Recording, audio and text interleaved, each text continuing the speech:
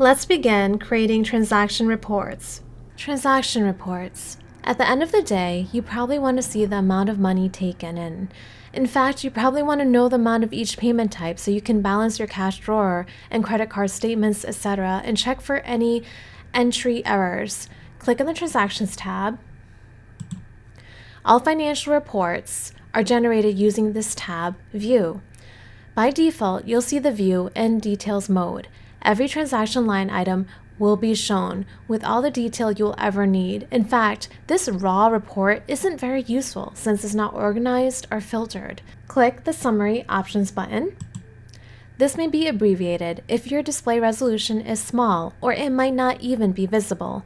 Check the Summarize box first if you don't see something like a Sum Options button.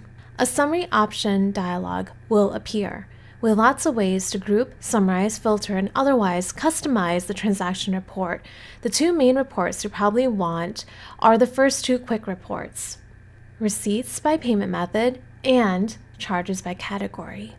Click on Receipts by payment method.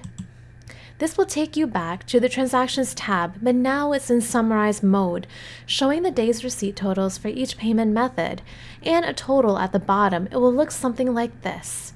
Note the negative cash amount here, indicating that there are more cash refunds given today than cash payments received. You can see other days by simply changing the from and to dates. Once you have it showing what you want, you can print it out if needed. To view, if you see an amount that doesn't look right, uncheck the Summarize box.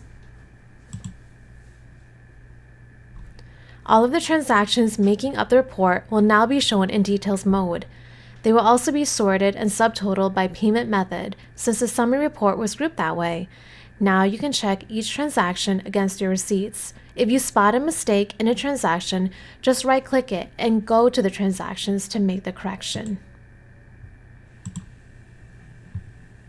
The report, as well as the summarized version, if you check that again, will be updated automatically.